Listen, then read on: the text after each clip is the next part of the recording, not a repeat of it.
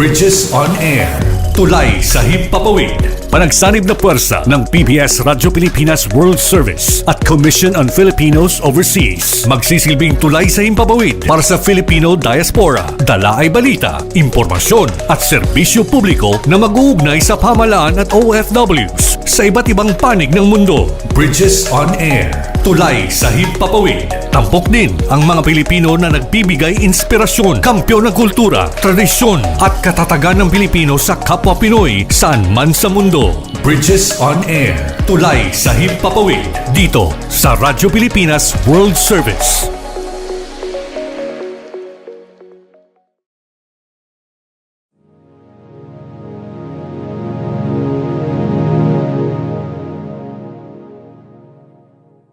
Ang Commission on Filipinos Overseas o CFO ay kinagagalak na itanghal ang Bridges on Air kaakibat ang Radyo Pilipinas World Service. Para sa inyong kaalaman, ang CFO ay ang ahensya ng gobyerno na naatasang siguraduhin ang mga Pilipino saan man sa mundo ay may kaugnayan sa bansang Pilipinas. Nais ng CFO ng ating mga migrante ay kasama natin sa pambansang pag-unlad. Hangad ng CFO ang isang komunidad ng mga kagalang-galang at mahuhusay na Pilipino sa ibayong dagat na makabuluhang nag-aambag sa kapakanan ng bansang kanilang titirahan habang nanatili na matibay ang ugnayang pampolitika, pangkabuhayan at pangkultural sa Pilipinas.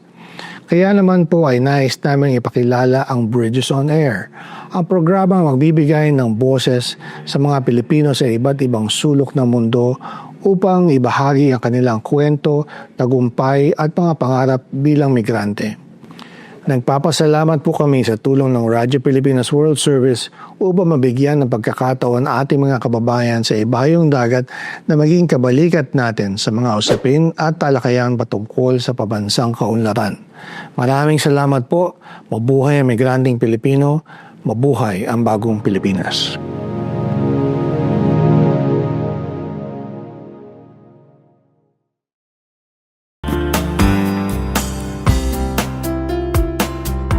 Muli po, mabuhay ang migranteng Pilipino sa anumang dako ng mundo. Ito po ang programang Bridges on Air. Ang Bridges on Air ay sinasay papawid po dito sa Radyo Pilipinas World Service in collaboration and partnership with the Commission on Filipinos Overseas. Ako po yung lingkod, Ray Sampang. And of course, kasama natin, Mr. Ares Gutierrez mula sa CFO. Magandang araw po sa lahat ng Pilipino sa buong mundo. Welcome po uli sa Bridges on Air ng Radyo Pilipinas at Commission on Filipinos Overseas. Ayan, tayo po ay nasusubaybayan sa pamamagitan ng ating Facebook broadcast live and of course sa ating YouTube channel at sa iba't ibang panig ng mundo sa pamamagitan ng ating shortwave broadcast through the facilities ng United States Agency for Global Media, also known as Voice of America. O nakakarating po kami, alam mo Aris, nakarating tayo, meron akong pinadala kay Attorney JK. Na-monitor tayo, I think that's one, kung di Italy, Switzerland. Talaga. Ganun kalayo. Umabot na tayo sa Europa. Umabot na tayo sa Europa. Okay, hindi lang sa Europa, meron din tayong mga reception reports na nakukuha dito sa mga katabi nating bansa, sa India, sa Thailand, Vietnam, tulad nga, Italy, Switzerland, meron sa Germany, nakakarating din ang ating broadcast. Kanabalitaan ko rin, Kuya Rena, yung mga shortwave broadcast. Malaking bagay pala yan, lalo na sa mga marino. Oo. Kasi mahirap silang abutin ng mga land-based na mga radio programs. So, nagre-rely sila sa mga shortwave broadcast. Yes. Ano bang tawag nila doon? Single sideband. Ang tawag nila doon, single sideband. Lalo na kapag medyo hirap yung signal ng kanilang mga cellphone, doon sila gumagamit ng communication, yung single sideband. So, yung ating mga Filipino seafarers, mabuhay din po kayo. Lalo na suki natin, si pambansang kapitan. Yan. Isang captain ng Filipino crew sa isang barko diyan. Nakatutok lagi yan sa ating Radyo Pilipinas World Service. Pero equally important din ngayong araw na ito, Aris, ang ating pag-uusapan sapagkat ito yung may kinalaman dito sa National Forum on Migration and International Migrants Day in celebration para sa buwan ng ng overseas Filipinos. Dati ay isang araw lang kasi ang ina-allocate para sa celebration na yan. Ngayon ay buong buwan dahil nabatid din ng lahat na pag December ay nag-uuwian ng mga Oo. OFW. Oo. So ito yung pagkakataon nila na makapagsaya naman kasama ang mga mahal sa buhay at dito sa Pilipinas gawin yung selebrasyon. At mamaya sa ating makakasama natin diyan ang ating CFO community correspondent si Joylo Ramirez. Yes. Yan. At nandiyan niya sa event na yan. At mamaya makakakuha tayo ng mahalagang impormasyon. At dito sa ating Pinoy Ako segment, Ares, makakasama natin si Dr. LB Barroso. No? Siya pala yung 2024 Presidential Awardee for Filipino Individuals and Organizations Overseas. At napakalaki ng naging papel ni Dr. LV dun sa tuberculosis program at saka sa maski nung pandemic, ang laki ng contribution niya para ma-contain yung mga problema sa TB at sa COVID-19. But before pala siya pumunta ng US, Tagaligaw Albay pala ito. No? Si Dr. Bicolana. Bicolana si Manay. Yeah, Bicolana. At siguro mamaya malalaman natin kay Dr. Barroso yung siyempre nag-migrate siya sa US. Yung mga challenges na hinarap niya. Nung nag-migrate siya from doktor siya dito eh. So alamin natin kung ano ba yung naging buhay niya sa US, lalo na sa New York pala ito, naka-base. Napakaraming Pilipinong medical personnel sa New York. Ako lang yata meron ako 5 kamag-anak na mga nurses na nagsimula na nasa New York, nagsimula sa New York.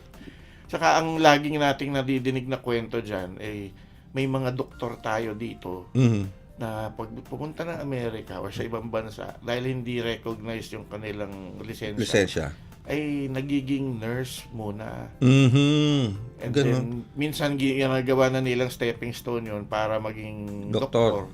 Pero marami rin na nanatili na lang as nurse dahil mas malaki daw ang kita. Talaga, mas malaki pa kita. May mga ganun akong kwentong narinig sa mga kamag-anak kong mga nurses at doctors na nasa abroad. In fact, meron pa pala. May kaklase ako, Kuya Ray na abogado siya dito ha. Lawyer? Trial lawyer. Wow, okay. Nurse ngayon sa Amerika. Nurse? From a trial lawyer to a nurse. Sabi ko, ano yun? Kino-cross-examine kaya kino-cross-examine mo ba yung mga pasyente mo? Ano kaya, paano yun? Trial lawyer ka, tapos may pasyente ka. For so long, naging trial lawyer ka. Tapos bigla ka magiging nurse. Siguro, katakot-takot na legal terms ang gagamitin mo sa pasyente mo. No? Pero ang talaga dyan is kaya nga yun yung parang naging papel din ng CFO. Yung social preparation pagdating. Kasi malaking pagbabago sa pamumuhay. Yes. Yung pagpunta sa abroad. Kasi hindi naman na porket ito ang ginagawa mo sa Pilipinas, yun din ang gagawin mo pagdating doon. Oo. Dahil mag-a-adjust ka mag-a-adjust ka sa sistema, sa kultura, sa ugali ng tao. Yes, oo. At saka yung siguro, no? Yung pananaw na, teka, doktor na ako dito may mga ganun. Doktor, abogado na ako dito Bakit pa ako bababa sa pagiging nurse? Di ba? Doktor na ako dito, pinaghirapan ko ng ilang taon yan. Di ba? Board exam pa ako, no? Kung tutuusin, actually bumagsak nga ako ng isang beses tapos kumuha ulit ako, pero asawa ng Diyos naipasa ko, pero ngayon kakabagsakan ko, nurse lang pala. Yung yung ganong mindset na yung hirap nung changes sa buhay niya, no? So doon pumapasok ang CFO. Yung kasi talaga yung ang hindi nafa-factor in kadalasan, Kuya Ray, yung ako kasi na-experience ko rin yun. Yung hindi ka hinanda walang naghanda sa iyo para sa wala naman dating mga pidos. Oo, wala. Ganyan So kanya-kanyang, lalo na noon walang internet. Saan ka kukuha ng informasyon? So dadating ka sa isang lugar na wala kang idea anong meron doon. Parang culture shock sa iyo, Culture shock sa iyo. Tapos hindi mo pa maiwasan, may discrimination pa minsan, di ba? Mga naman yan, mga realidad yan ng buhay migrante, yung may makukulture siya kasi iba na nga yung iba na lahat, nag-iba lahat biglang nagbago yung kapaligiran mo nagbago yung mga kausap mong tao. May mga ginagawa ka dati na hindi mo na magawa or kailangan mong gawin. Kasi yun na, nagbago ka talaga eh. Nako, talaga. Challenge talaga ito. Yan ang isa rin yan sa mga bagay na pag-uusapan sa event na ito with the Department of Migrant Workers. No? Ares, dadako na tayo sa ating CFO Community Correspondent na si Mr. Joelo Ramirez. Siya po ay ika nga nakatutok ngayon dyan sa may event na yan para po sa 2025 National Forum on Migration and International Migrants Day for the celebration of the Month of Overseas Filipinos. Okay. All right. Joelo, good morning. Good morning po, sir. Ayan. Kasama natin si Ares dito sa ating studio. Good morning din po, Sir Ares. Masipag tong batang ito eh. Hanggang nung oras na kagabi ay nagpapa-approve pa yan ng kanyang material para sa Ganun. para sa event. Parang baka sumabay ka sa Bicam ha. Anyway. Okay, Joelo, so nandiyan ka ngayon sa event. Nasaan ka ngayon? Just para lang magkaroon ng context idea itong mga nanonood at nakikinig sa atin. Nasaan ka ngayon at ano ang event na iyong i-cover? So ngayon po nasa DMW Makati po ko, which is sineselebrate po dito ang Month of Overseas Filipinos and syempre yung International Migrants Day din po. So kasalukuyan po ngayon nangyayari ang National Forum on Migration and at this juncture po, nag-start na po yung mga speakers po sa kanilang mga sessions po and forum po. And tapos na rin po si Secretary Clink ang para sa kanyang welcome remarks. Ganun din po kay Ms. Carmelita Nuki po, na President po ng Philippine Migrants' Rights Watch and Chair din po ng IAC-MOF po. Jolo, ano ba ang mga pag-uusapan ngayon dyan sa forum na yan? Ano bang mga naka-line up ninyong mga topics?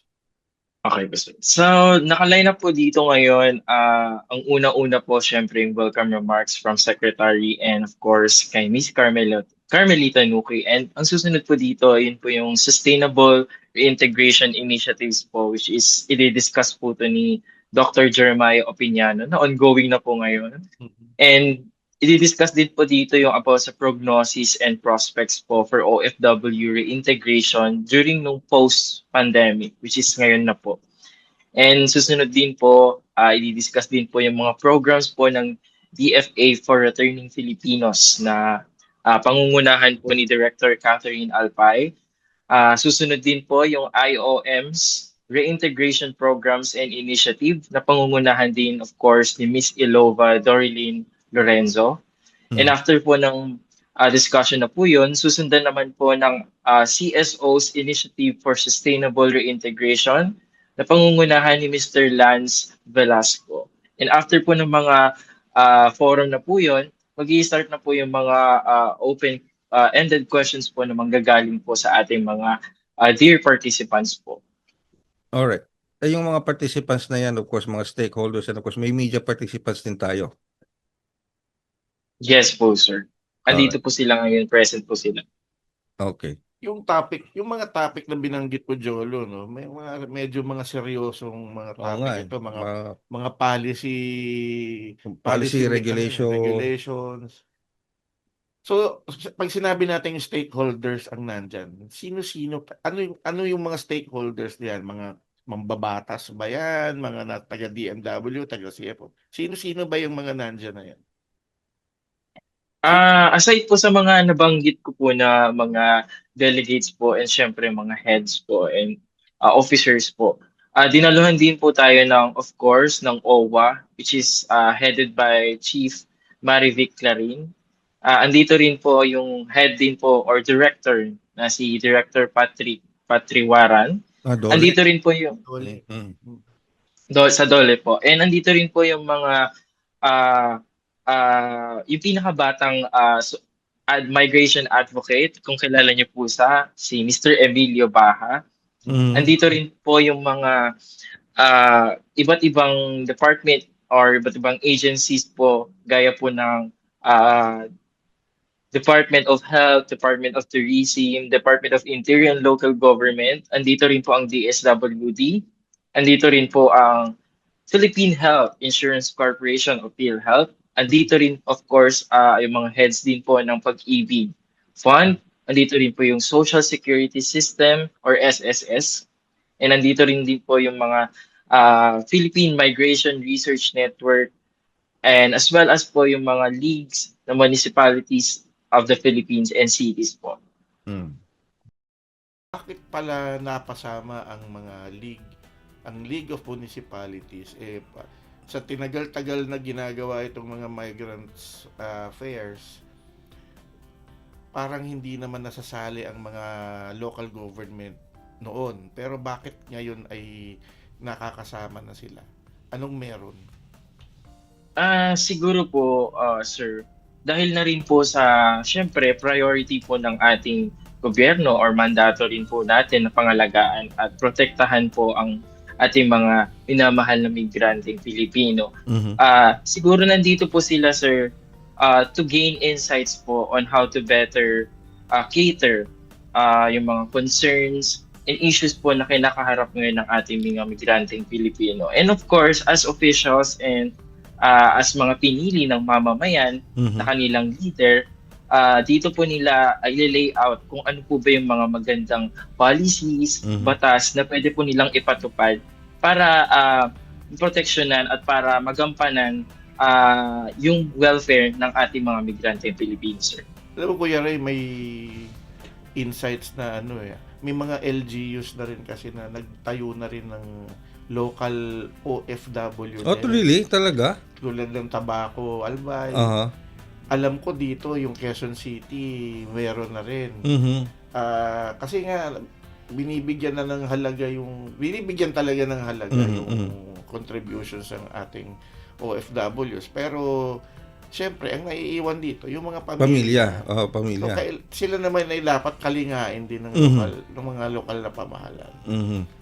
Yung mga nabanggit ni Ares Joelo, yun ang nagkikita nating dahilan kung bakit may participation ngayon ng League of Municipalities, ano. Pero pagdating ba sa mga livelihood assistance ganyan, kasi concern din yan ng mga Filipino migrants, may mapag-uusapan din ba at may representation din ba sa sector na yan para sa kanila? Opo, sir. Nandito rin po yung mga iba't ibang ahensya gaya po ng Department of Trade and Industry. Yun, po. okay. Department of Social Welfare and Development din po na pwede makatulong po sa ating mga migranteng Pilipino. At syempre, hindi lang po yung mga migranteng Pilipino, kundi yung mga OFWs, returnees po, na nandito rin po ngayon. So actually, sa katunayan nga po, sir, yun nga po ang laging unang banggit ng mga ating mga participants, ating mga delegates sa OFW returnees dito na parang ano po ang mapapala namin sa forum na po ito, parang ganun po. So, bilang miyembro ng gobyerno at bilang nagtatrabaho din sa gobyerno, yun din po na tungkulin din po natin na i-promote yung mga livelihood activities na pwedeng mapakinabangan ng ating mga OFW returnees, kasi yun din naman po ang main concern nila yung sustainability, especially sa financial stability, livelihood, and others po. Alright. So, okay. Pero kasi nung nakalipas na araw, naging guest natin dito sa Radyo Pilipinas World Service yung DMW National Reintegration Program. At naging panauhin natin live studio yung I think nanalo do sa kanilang likha global, no? Namang OFW din. Yung isa galing sa Kuwait, yung isa taga Czech. Pero merong isa na hindi nakasama dahil kailangan umuwi ng Davao. Itong mga ganito kasi, yung nakita ko, no, Jobel Ares, napaka-importante nung participation ng LGU sa ngayon. Dahil yung mga business, ang ano kasi nung Likha Global is parang business plan. Pagandahan kayo ng business plan. Kung sakaling bumalik kayo ng Pilipinas, migrate ka sa ibang bansa, babalik ka na ngayon sa Pilipinas, anong gagawin mo, di ba, dito sa Pilipinas? Siyempre, kailangan mo ng source of income, something to support your family. So, merong mga business plan. Alam mo, nakita ko doon, buti na bring up ni Ares yun, yung participation ng LGU. Kasi, nung pinag-aralan ko yung mga business plan nila, naka-angkla sa LGU, yung suporta ng LGU. Kaya napaka-importante nung LGU suporta sa migration. Hopefully, ma-raise yan, Joelo, sa forum. Yes, please. So, maghapon na yun ang puro mga speeches lang ang gagawin ngayong maghapon. May iba pa bang activities na gagawin dyan? Sa katunayan, sir, hindi lang po forum, mainly forum po ang event na to, kundi may mga nag-aantay rin po mga entertainment, gaya po, may special performance po. Meron din po yung inaabangan at inaantabayan ng ating mga participants or ating mga OFW attorneys, which is yung raffle po. Raffle! Sabi nga po, Yung pinaka-importante, yung raffle. actually po na-highlight din po sa sa speech ni Secretary Clink Ang kanina po na wala pong uuwing luhaan. Wow! Wow! Talaga Masaya. naman. Paano naman kami nandito sa studio? Oo. Baka to follow na lang po. Anyway, the joke lang yun pero sige, may raffle, di ba? Alam mo ba kung ano yung mga, bigyan mo nga kami ng clue kung ano yung mga irarapol? Ang dami kong Ang nakita. clue ko na lang po, basta May house and lot ba dyan? Siguro, diesel. Hindi po natin Diesel. alam, sir. Baka sorpresa po. Oh, wow. Nandiyan ang disod. Kasama ang Nandisod. diesel. Yung, nandiyan ang disod. Yes po, sir. May ano yan? Baka meron. Meron yan. Ako napakaswerte nung Palagi makakuha yan, ng eh. raffle niyan. Okay. Anyway. Pakisabi, paano naman kami ni Ares? Nandito kami. Anyway. Okay. So, pero siguro, Ares, Joel, ang tanong ko na lang is, okay, may forum. Maglalabasan niya ng mga suggestions, ng mga policies, maraming pagbabago sa policies dahil doon sa lalabas na forum. Pero, paano ang mechanism after this forum makuha lahat yan, ng information na yan? How will it be applied and when will it be applied sa CALEC? Joel, may idea ka ba? Siguro po, sir, yun nga po, after po ng mga forum and after hearing po ng mga concerns and issues po na kinakarap ng ating mga migranteng Pilipino as well as yung mga OFW attorneys, siguro po, i-consolidate po yun ng mga different IAC, MOF members po to better cater po yung anong po ang parang pinakamagandang policy, ano po yung best solution sa mga issues po nila yan. Kasi alam niyo na po na parang hindi na po natin may kakailan na na-experience na po nila ang ibang bansa kumayod. So, main concern talaga nila kung uuwi ba kami ng Pilipinas. Parang may ibibigay bang serbisyo sa amin given na wala na yung kontrata, tapos na yung trabaho. So, parang ganun, sir, na i-consolidate. Alam ko po na i-consolidate po yan ng mga bawat miyembro po ng IAC, MOF po. And together, in partnership din po sa mga iba't ibang agencies po ng gobyerno. Bantayan mo, Joelo, Ares, no? Baka lumabas yung issue ng pension system para sa ating mga migrants, lalo na sa ating mga overseas Filipino workers. Kasi yung mga migrants natin, hindi lang OFWs, pati migrants, nagpapadala naman ng mga remittances yan eh. At saka may mga taxes din yan na binabayaran. Siguro it's one way of saying na we appreciate your pagtulong sa ekonomiya ng Pilipinas, keeping it afloat through your remittances. Kahit pa paano, meron kayong konting system of pension pagbalik nyo dito, no? Hindi kaya, baka lumabas lang yun sa forum. Actually, Kuya Ray, may yung kaya nandun ng SSS. Yan, okay. Kasi yung pagbayad ka ng overseas employment certificate. Kasi pag yung mga OFWs, required yan dati na, ewan ko lang kung hanggang ngayon magbabayad ng OEC, tinatawag, Overseas Employment Certificates. Pag naningil na sila ng babayaran mo doon, may mga naka-factor in na doon, contribution mo sa SSS, sa pag-ibig. Tuloy-tuloy yung hulog mo para may magka-pension ka once you retire.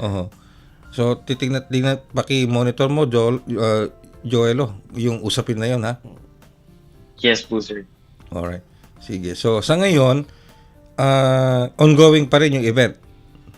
Yes po, sir. Ongoing pa po ngayon yung event and nasa forum session na po tayo, which is nagsasalita na po ang ating mga different speakers po na representative po ng different agencies din po. Afterwards po niyan, sir, magkakaroon na po ng open forum po mula sa ating mga participants po and delegates po.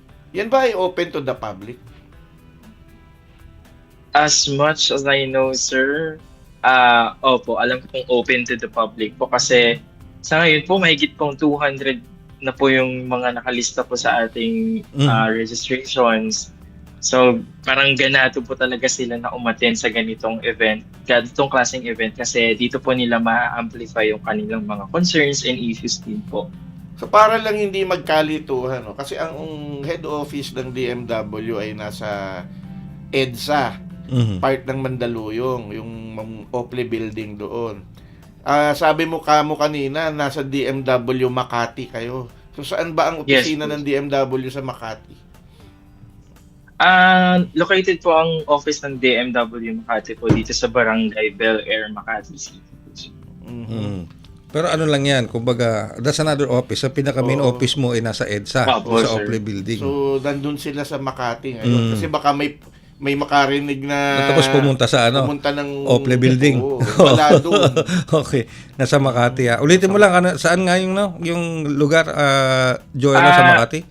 Yung National Forum on Migration po ay currently ongoing and currently happening po dito sa DMW Makati Office, Barangay Bel Air, Makati City. Okay. Yan ba yung nasa Buendia? Yung Makati office, yung Makati office. Oo. Kasi baka ikutin nila yung buong Bel Air. Medyo malaki-laki din yan. Nasa Buendia yan, Joelo. Yes po, sir. Ayun. Okay, sige, para at specific. Alright. Sige, at my end, wala na ako medyo may tanong kay Joel. Natala si Ares, mayroon pang karagdagang katanong. Ako magpapasalamat lang ako dito kay Joel dahil napakasipag na bata nito. Nakakatrabaho ko rin ito sa CFO. And siguro some of these days baka maisama mo siya dito sa studio at mag-live discussion tayo baka dito. ma-discover pa artistahin to. Ganun ba? Nako, baka hindi na yan baka hindi na baka lagi dumikit diyan si Stephanie. Sige, one time pumunta ka ng studio, Jolo, para makita ka naman ni Steph. Kaya lang maghanda ka, baka sumama na yan pauwi sa iyo. Alright, Jolo, maraming salamat sa pagbibigay mo sa amin ng blow by blow account kung ano nangyayari dyan sa 2025 National Forum on Migration and International Migrants Day for the celebration of the month of Overseas Filipinos. Thank you very much, Jolo. Maraming salamat din po, sir.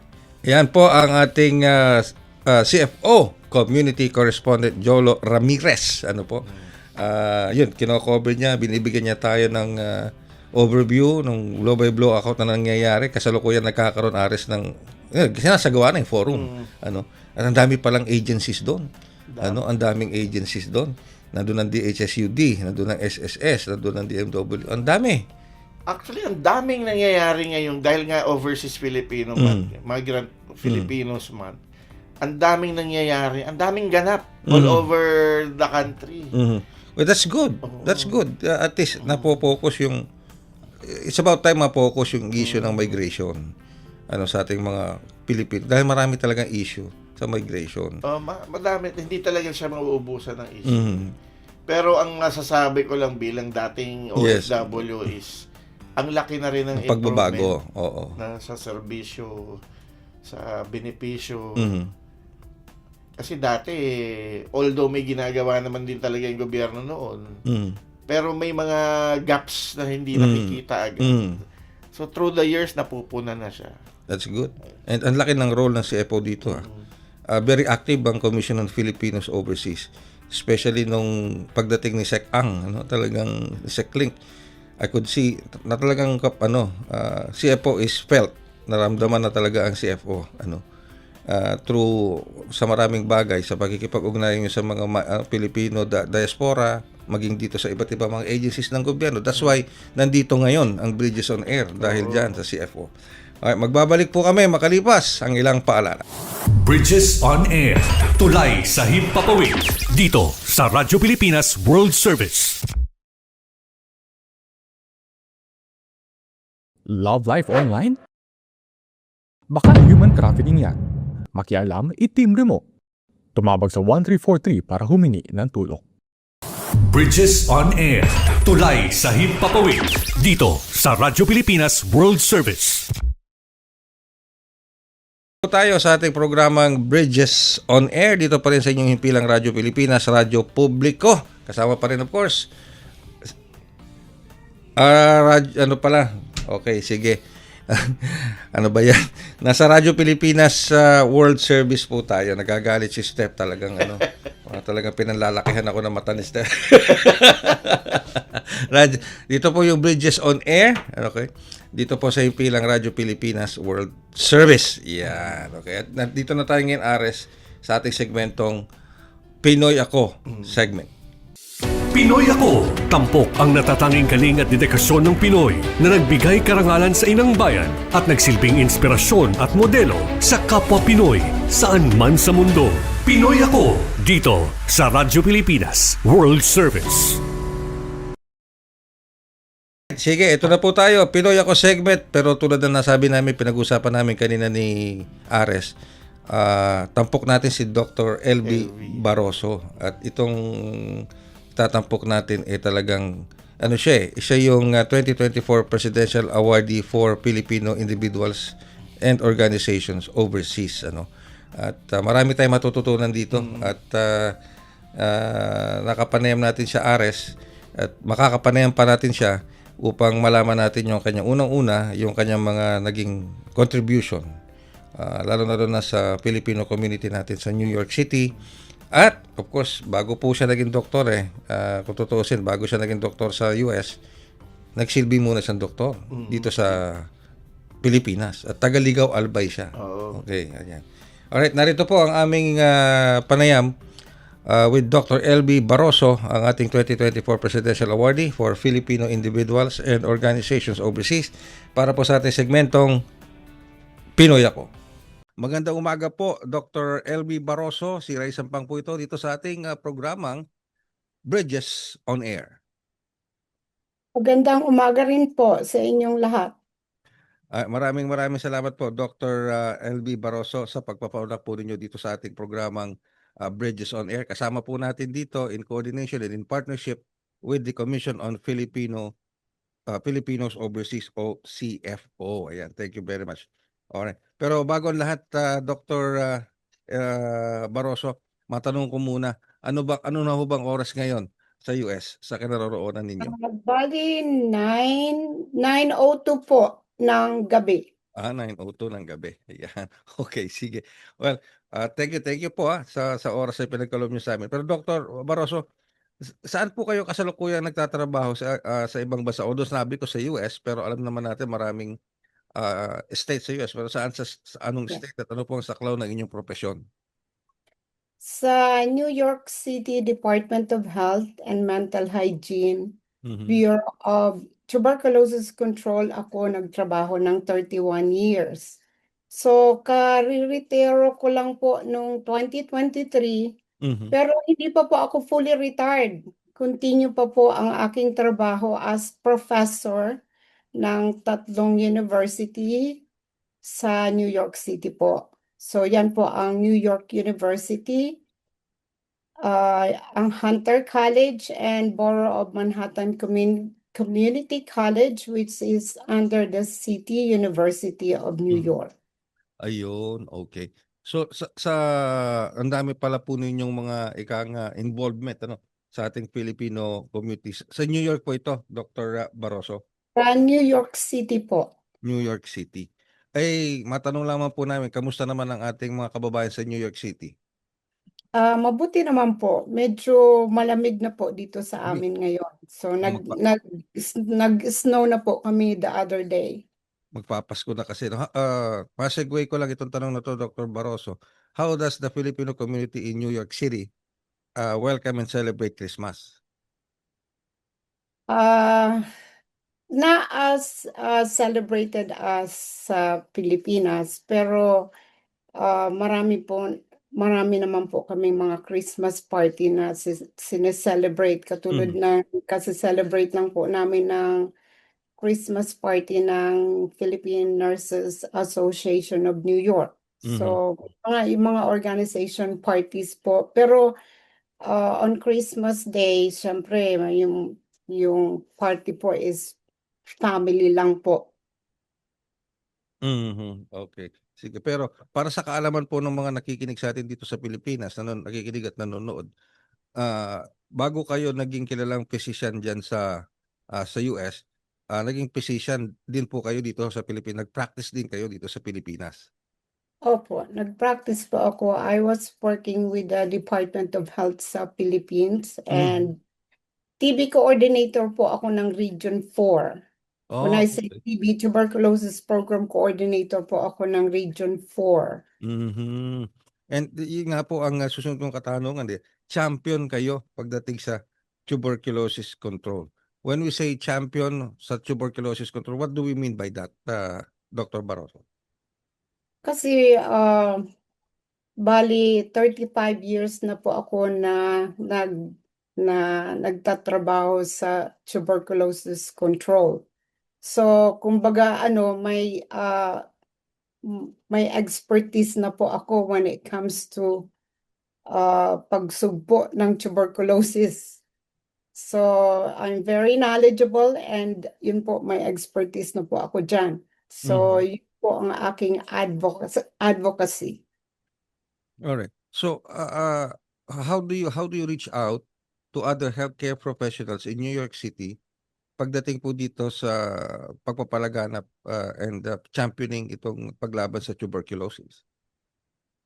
Well, since I started working sa Department of Health, Bureau of Tuberculosis Control, ako na po ang posisyon ko po, ang civil service position ko po sa Department of Health is public health educator and also associate staff analyst. So ako po, ang pinaka main responsibility ko po is to train the doctors and the nurses on tuberculosis sa Bureau of TB Control. So ako rin po ang lead sa outreach activities ng Bureau. Since ako po ang lead, so natutukan ko po ang tuberculosis screening ng mga Pilipino sa New York City. So, bali ako na po ang naging instrumento sa pagbaba ng TB cases sa among Filipinos dito sa New York City. So, bumaba po ang ranggo ng Pilipinas kasi dati po ang ranggo ng Pilipinas, pang-apat po tayo sa among the 10 countries with high number of TB cases in New York City. So, since I started conducting TB screening among Filipinos, so bago po ako nag-retire, bumaba na po ang ranggo ng Pilipinas. So, from 4th, naging 8 na po tayo among 10 countries with high number of TB cases sa New York City.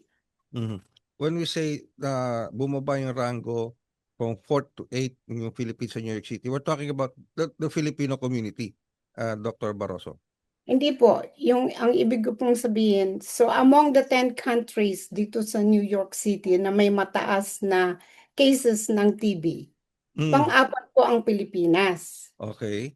So nung nag-start po ako ng TB screening among Filipinos, bumaba na po yung ranggo natin, 8 na po tayo among 10 countries with high number of TB cases. So bumaba na po yung mga number ng TB cases among Filipinos dahil po sa TB screening na ginagawa ko po every year. Wow. Okay. So naging receptive ang Filipino community dito sa ikang advocacy ninyo para labanan ang tuberculosis cases. Opo, kasi hindi lang naman po TB screening ang ginagawa. We also conduct TB educational session among Filipinos. So bago po namin sila i-test, ini-educate po namin sila especially about active tuberculosis and latent tuberculosis. Yung latent tuberculosis po, yun na po ang tinututukan namin ngayon, which is a preventive treatment kasi hindi pa po masyadong kaalaman ang latent tuberculosis among Filipinos. Hindi po nila intindihan na meron din tayong tinatawag na latent tuberculosis infection na kung mabigyan sila ng gamot, hindi na po sila makakadevelop ng active tuberculosis disease. Okay. Pero bukod pala dito sa US, you are also involved din kayo dito sa mga medical mission sa Ukraine. Tama po ba ako doon, Dr. Barroso? Sa Pilipinas po? Sa Hindi, Pilipinas sa po. opo, meron kasing artikulo dito na sinusubaybayan ko po, Dr. Barroso. Ito, nagkaroon kayo ng outreach, nag-extend beyond the Filipino community noong 2023 na pinangunahan nyo yung isang tuberculosis screening Opo. Ukrainian refugees. Opo, kasi that was the time na nasa height po yung war ng between Russia and Ukraine, and marami po kaming Ukrainian refugees na pumunta sa New York City. So ginawa po namin is tinest po namin sila when they came to US kasi marami din po sa kanila ang may latent TB infection. I was the lead po dun sa initiative na yon to screen the Ukrainian community. Wow. Talaga. Sus Maria Joseph, napakalawak pala ng ano po ninyo na nagiging contribution nyo dito. Ano po. Pero matanong ko lamang po, Dr. Barroso, how was the transition from the Philippines going to the US and eventually being successful dyan po sa inyong chosen field of profession, dyan sa US mismo? Well, hindi naman po madali yung transition kasi when I came to US po, wala pa po akong license to practice in medicine kasi coming here, we have to take the USMLE, which is the United States Medical Examination for licensing. So, hindi ko po natutukan yun kasi in order to pass those exam, I have to review for that exams. At that time po, mas importante yung makahanap ako ng trabaho to support myself and my family. So, hindi ko na po natutukan yung pagre-review to get that license to practice in medicine. Pero, na-hire naman po ako ng Department of Health and Mental Hygiene, Bureau of Tuberculosis Control as public health educator. So, they use my knowledge sa TB. So, yun po ang naging role ko. Naging responsible po ako sa Department of Health in training the MDs and the nurses on tuberculosis control. So, yun po ang naging challenge ko sa pagpunta dito. Yun po ang hirap na doktor po ako sa Pilipinas, but when I came here, I did not work as a doctor, but I work as a public health educator. So, kahit na po, they use my knowledge, pero yung salary ko po is at the level ng nurse. So, ang ginawa ko po, sabi ko, mag-aaral na lang ulit ako to get that license. So, fully licensed ako as a nurse. So, I work in the Department of Health. So, during the day, and nag-enroll po ako in the evening for the nursing class.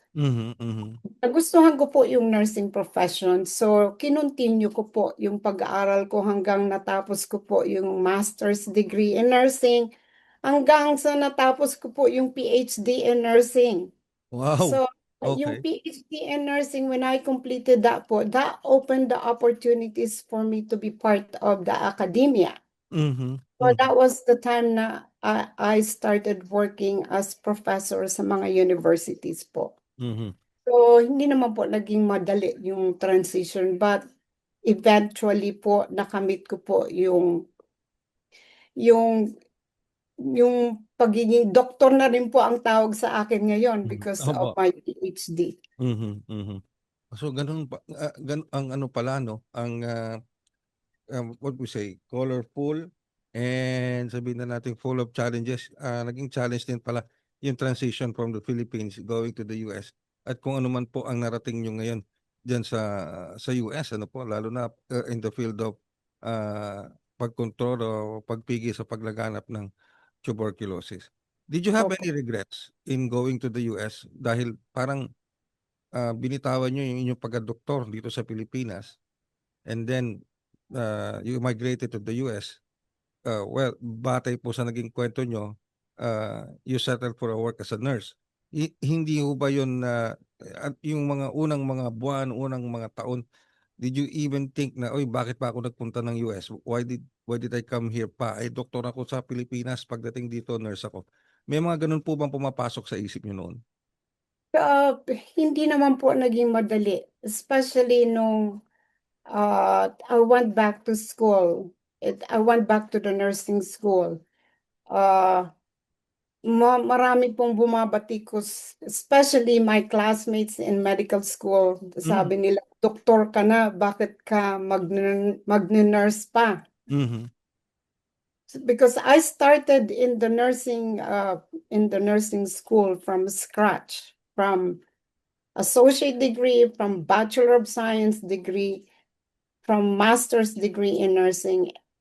And I also completed master's in public health and then the PhD in nursing. Pero mas malaki po, mas malawak po ang narating ko kesa kung nag-practice lang po ako ng doktor dito sa US.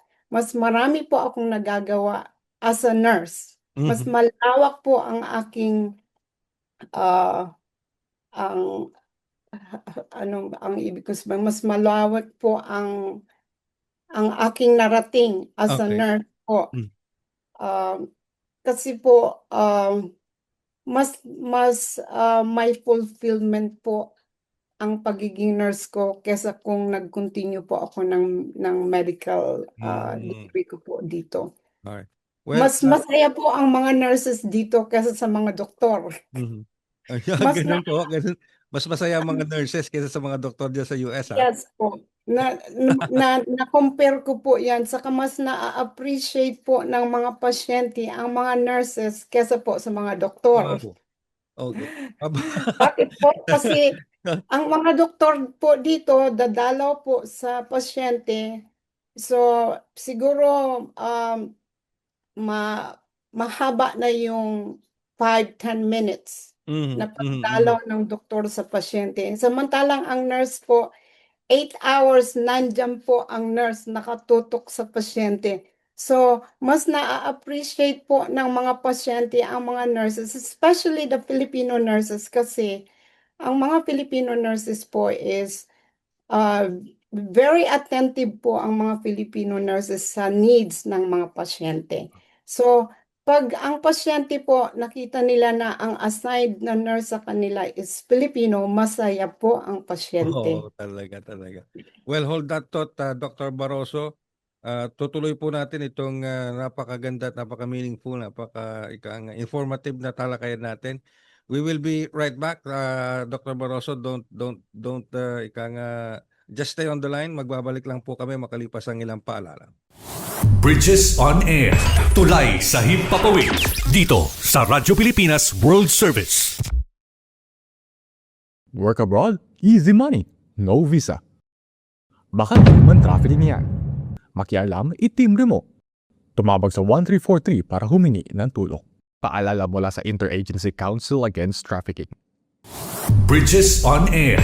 Tulay sa Himpapawid. Dito sa Radyo Pilipinas World Service. Balik po tayo sa ating programang Bridges on Air. Dito pa rin po sa Radyo Pilipinas World Service. Ang Bridges on Air ay ikanga sa pakikipagtulungan in partnership with the Commission on Filipinos Overseas. At ito po, dito tayo pa rin nakatutok sa ating segmentong Pinoy Ako segment. Kasama pa rin natin ang ating featured Filipino for today's episode, Dr. LB Barroso, ang 2024 Presidential Awardee for Filipino Individuals and Organizations Overseas. Dr. Barroso, thank you for holding the line. Ano po, maraming salamat for holding the line. So, bukod po sa ikang pakikipag yung naikukwento po ninyo na napaka-interesting na sinabi po ninyo na itong mga pasyente sa US, lalo na sa mga ospital na inyong pinagsisilbihan ngayon is mas mahal pa nila, mas close sila sa mga nurses kumpara sa mga doctors, Dr. Barroso. Opo. Oh, wow. Okay. Mahalaga po ang katayuan ng mga Pilipino dito sa New York City sa larangan ng healthcare. Hospital or clinics, mahal po ng pasyente ang mga Filipino nurses. Kasi po, bukod sa masipag at mapag-aruga ang mga Filipino nurses, attentive po tayo sa mga needs ng pasyente. So, gustong-gusto po nila at masaya po sila pag ang pasyente po, ang nurse na naka-assign sa kanila ay Filipino. Okay. Pero how well are nurses, Filipino nurses, compensated? Are they very well compensated naman sa kanilang field of work? Kasi alam niyo naman, Dr. Barroso, alam ko matagal din kayo naging physician, naging doctor dito sa Pilipinas, and you would know na medyo hindi naman ganun kalaki ang sinusweldo ng mga Filipino nurses, lalo na sa mga private hospitals, maging sa government hospitals, lalo na kung nasa far-flung area. Diyan po sa US, sa New York, for example, how are the Filipino nurses compensated? Well commensurate naman po ba sa trabahong binibigay nila? Yes po. Dito po sa New York City, well compensated po ang mga Filipino nurses, especially those that are working in magnet hospital po. Yung mga malalaking hospital po, katulad po ng New York Langone Hospital, yung Sinai Hospital, Presbyterian Hospital. So malaki po magpasahod malaki po ang mga sahod ng mga Filipino nurses. Kahit na po sa gobyerno. So any nurses that work sa health and hospital po, malaki din po.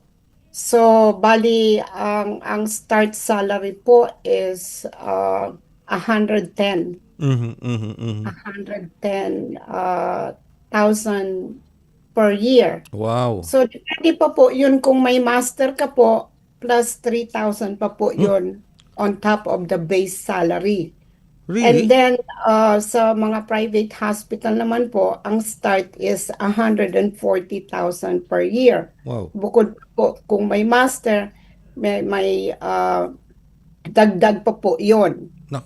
So, dito po sa New York City. So, I can speak about New York City. Yes. Pero kung pupunta ka po doon sa ibang state, katulad ng Florida, hindi po kasing taas ang salary ng mga nurses doon compared po dito sa New York City. So, iba-iba po ang salary, depende sa state sa US. Depende po sa state. Ang state po na pinakamataas magpasweldo sa mga nurses po is California. Oh, okay. Uy, maraming second po ang New York City. Marami rin tayong mga Filipino nurses sa California. Ano po, Doctor? Marami din po. Oo, okay. Well, sige. So, pupunta na po ako dito, Dr. Barroso, sa pagkakagawad sa inyo bilang 2024 Presidential Awardee for Filipino Individuals and Organizations Overseas. So, nung ginawad po sa inyo ito, matanong lang po namin, nung ginawad sa inyo to, what was your reaction? How did you feel nung natanggap na ito at kinilala na ang mga sakripisyo at ginagawa ninyo para sa ating Filipino community sa New York City? Hindi lang sa Filipino community natin sa New York City, kundi sa lahat ng residente ng New York City. Ultimo nga dito sa mga Ukrainian refugees, ang laki ng naitulong ninyo. Nung iginawad sa inyo to, what was the feeling? Paano nyo nireceive ito, Dr. Barroso? Doon ko lang po na-feel yung katuparan ng mga sakripisyo ko po. Na-realize ko po na meron din palang, how would I say, May sukli, parang ganon.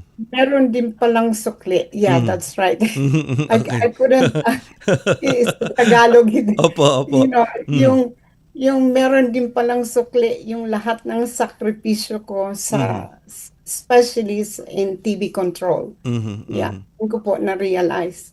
And sinabi ko po na yung nung natanggap ko yung award na yun, that opened the door for me kasi nung umuwi po ako ng Pilipinas ng 2020, 2020, bago po mag-pandemic, Yes. nung umuwi pa ako, I think 2018 po, nakita ko na po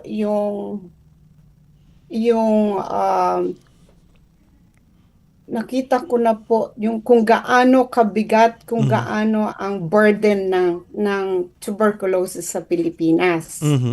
So, I wanted to make reforms already at that time, pero I didn't have the power. You know, at that time po, meron po akong classmate na undersecretary ng Department of Health. Okay. I worked with the Department of Health before, so I spoke to her and I said to her, I wanted to make reforms on TB, pero hindi po ako napansin. Okay. Kahit na yung classmate ko po, hindi po ako nabigyan ng pansin na magawa ko yung gusto kong Yes. pagbabago Uh-huh. sa TB control sa Philippines. I didn't have the power. I didn't have any connection from higher up to push me. I mean to help me with my advocacy. Yes, yes. So nung nabigyan po ako ng parangal dito sa presidential award, parang I was so happy kasi naisip ko po na this will open the doors for me Yes. to develop and to do my advocacy on TB. And Okay. ganun na nga po ang nangyari. Yes. So, because of that po, nakapag-start po ako ng, I open up a foundation, TB. Yung pangalan po, I'm not sure if you know about the foundation that I created, yung Fight Against Tuberculosis Among Filipinos Foundation Incorporated. So, yan pong foundation na po yan is registered po yan dito sa New York State. Sa Alright, New York okay. State. Pero po, lahat po ng initiative and projects is based sa Philippines.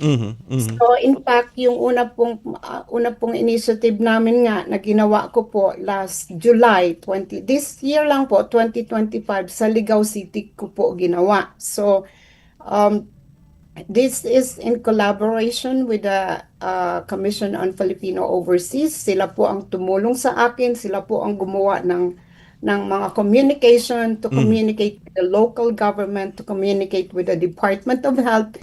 So, these opened the door for all of these. So, Yes. nagawa ko po yung gusto kong gawin sa Ligao City. Sabi ko, uumpisahan ko kung saan ako Your hometown. where Yung I hometown. came from. Where I came from. So, yung unang initiative po sa Ligao City, that was done in July of this year. So, nag-target po ako ng 300 household contacts ng tuberculosis cases para i-test ko po sila. 300 po yung target population and 351 po ang dumating. Wow, okay. So, Lumagpas. so hindi ko po ini-expect. Akala ko yung nag-target population ako ng 300. Sabi ko, siguro masaya na ako kung 250.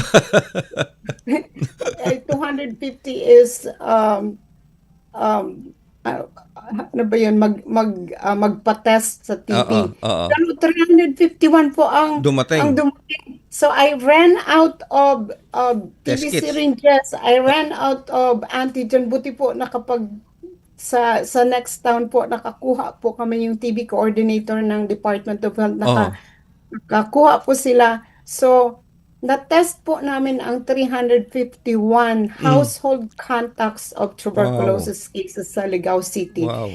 And ang kagandahan po nito is na-realize po ng mayor namin sa Ligao City yung burden ng TB sa Ligao City. So right there po, yung after we completed the project, nag-announce po siya na mag-allocate siya ng 5 million pesos to continue the project. So that was, I was so happy po. No, Wow, congratulations. Congratulations. Dr. Barroso, biruin nyo. Ang target nyo lang is, well, ang 300 target po. is 300 and you were expecting at least 250 man lang. Yes. Pero dumating 351. Ano talaga? 351 po. Oo. That means a And lot. mabibigla po kayo kung ilan po ang nag-positive sa test. Ay, ilan po? Ilan po nag-positive? 73% po. 73%? Opo. Ba't ang taas? Kaya nga po nag-decide yung mayor namin sa Ligao na mag-allocate para i-continue po yung initiative na yon. Okay, well, having said that, 73%, mataas yun. What does that say, Dr. Barroso, without any political, political issues with the Department of Health dito sa Pilipinas? What does that say sa programa ng DOH Philippines sa paglaban ng tuberculosis? Kasi po, meron nga po akong gustong baguhin sa pagpalakad po ng Department of Health. Hindi ko po pwedeng ma-discuss because Yes, I understand. Yes, opo. it's po. Pero yun po ang aking so sa ngayon po hinihintay ko po ang memorandum of agreement, memorandum of understanding with the Department of Health. So, yun po ang hinihintay ko ngayon. Nasa legal na po ng Department of Health. Okay. Yun lang po ang hinihintay ko. Kasi nga po, gusto kong, may gusto akong baguhin, mga reforms. Kasi po, hindi po, meron pong hindi tama na nangyayari. Na, kung mababago po yun, magdi-decrease po ang burden ng TB sa Pilipinas. All right. Okay, and we hope ang Department of Health dito sa Pilipinas under the leadership of Secretary Ted Herbosa is more than willing to cooperate and coordinate or collaborate with you on this mga changes na gusto po nyo mangyari para ma-improve ang